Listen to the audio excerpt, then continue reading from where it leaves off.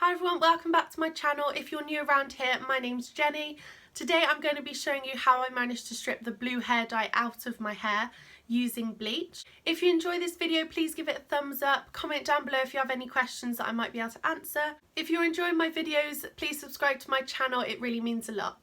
If you've already seen my hair dyeing video, then you might want to skip forward a little bit. But I just want to quickly explain what I'd done to my hair before I decided to get rid of the colour. So first of all, my hair was naturally brown, which is the same colour as my roots now. And what I did was use lightener and bleach to get it to a light colour like this before I put any colour on. So before I started trying to strip the colour off, it was quite dry and damaged then. So I was quite nervous about trying to get rid of the colour using strong chemicals and things. So again, like when I dyed my hair blue, I did a lot of research and watched a lot of videos before I tried anything, because there are so many different techniques out there for different sort of skill sets. So this is what my hair looked like about 4 weeks after I dyed it blue. It turned quite green because of the blonde underneath, but this was before I did anything to it. The first thing I tried was Anti-Dandruff Shampoo with bicarbonate of soda. This is supposed to be like a DIY at home, stripping, easy and cheap, affordable way of trying to strip colour from your natural hair cuticle. So I gave it a go, I mixed it up, I was applying it and I left it on for about half an hour. As I was applying it, I could tell it was quite harsh, because bicarbonate of soda you can use to clean like your kitchen or your bathroom, so I knew it was going to be strong. But it was very drying, it was very abrasive on my hair, so I wouldn't recommend doing that. So this first step didn't work, all it did was damage my hair. The next thing I tried was going into a supermarket and seeing what was available when it came to hair colour remover. I found one box they had available. It was £10 per box, so I got 2 boxes. And it didn't really tell me much about what was in it and how it worked and things like that, but I thought I'll give it a go. It came with 3 bottles. One was like a shampoo that you put on afterwards, and the 2 were like a cream and a powder that you mix together.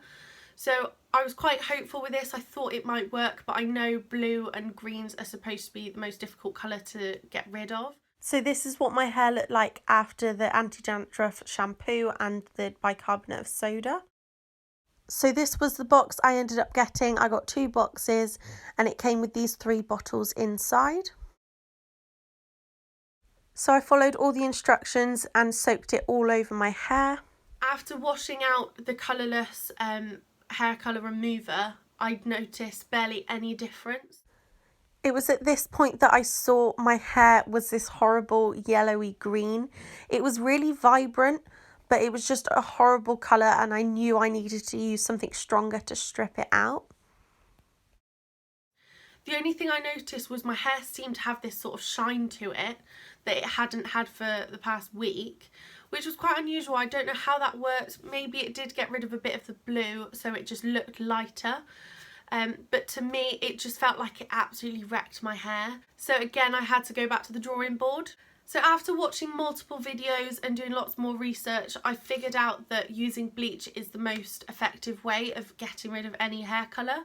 I was quite nervous about bleaching my hair again because it was already so damaged, but I felt like if I didn't do anything drastic, it would just linger and stain my hair for longer. So I watched Brad Mondo's video on getting rid of blue hair dye, and out of the options, including the 2 I'd already tried, the bleach was definitely the most effective, and he recommends that you use shampoo and water as well as the developer and bleach.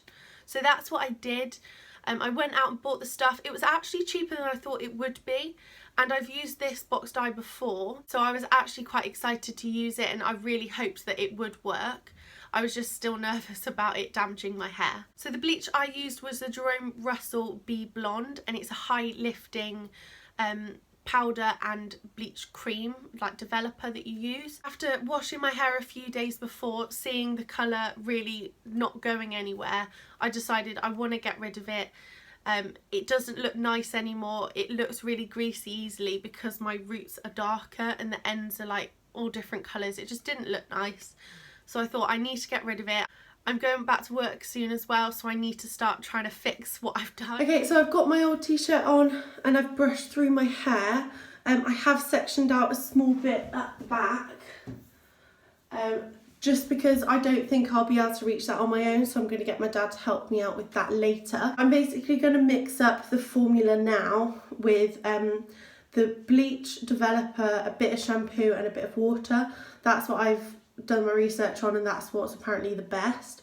So I'm going to mix it up, put my gloves on and literally start applying it. So the bleach I'm using is the Jerome Russell Be Blonde. It's this box here. So this is high lift powder bleach, and it comes in 4 little packets like this. So they come like this. So I believe it's for 25 grams is 1 sachet, and you put 75 ml of developer. So I've also got 40 volume developer in the same brand, so that's what you're supposed to use. So I've got 4 sachets of the bleach powder with 4 bottles of the 40 volume developer. I'm also going to mix in a little bit of this. So this is just Tesco's own Anti-Dandruff Shampoo. So Anti-Dandruff Shampoo, like Head and Shoulders, is supposed to be good for stripping colour. I'm not sure why, but that's what I've seen. Okay, so I've got my equipment ready. I've got my mixing bowls to mix the bleach in.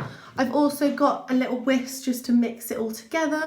I've got my application brush, which is quite a wide one.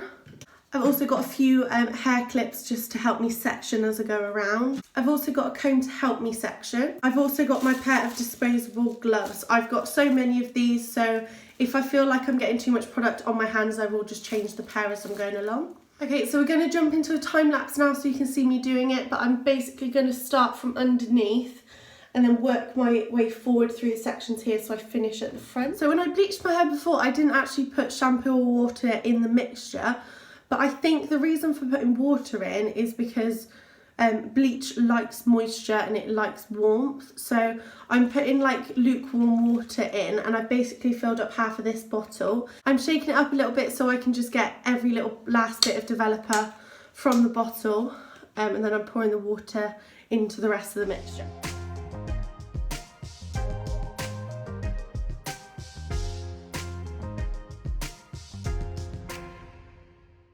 So I'm going to go in with my whisk and just mix it all up. Bleach can be really thick, but I'm really liking the consistency of this. Like, it's nice, nice and thick, but quite runny still. So like I'll be able to spread it evenly, quite nicely, hopefully.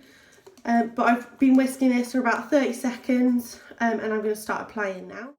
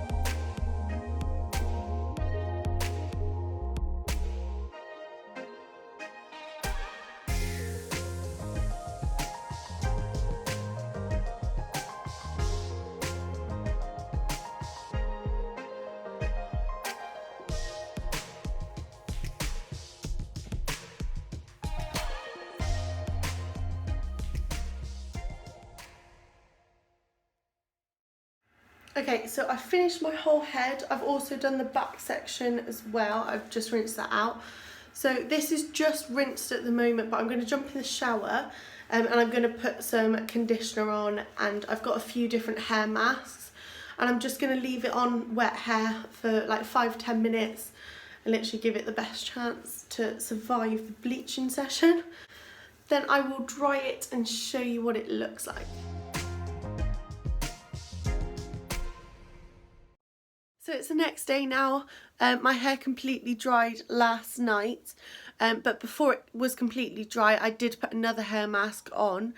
Again, it does feel quite dry, but I think if I just stick to doing like a hair mask for the next couple of days, then it might be okay. It looks soft and it feels soft, but I think it's just because I had the hair mask on last night. So I ended up bleaching my whole head on my own, which actually worked quite well. I did leave a section at the back that I was going to get my dad to help me with, but I ended up being a bit impatient and doing it myself, and it actually worked okay. The only thing that I notice is there's different bits of brown and different bits of blonde at my root.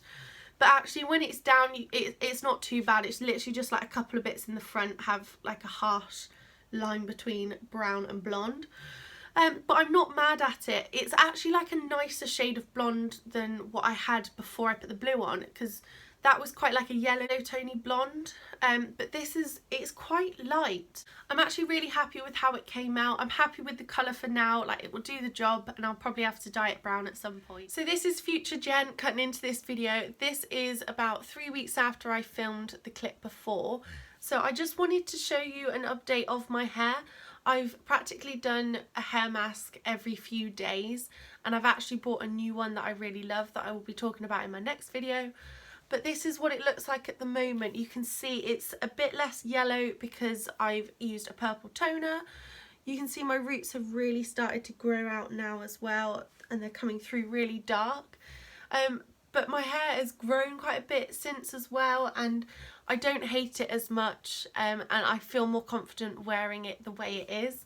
But I have put myself in, and I have an appointment with my hairdresser to dye it back to my normal colour. Thank you for watching this video. I will see you again next week.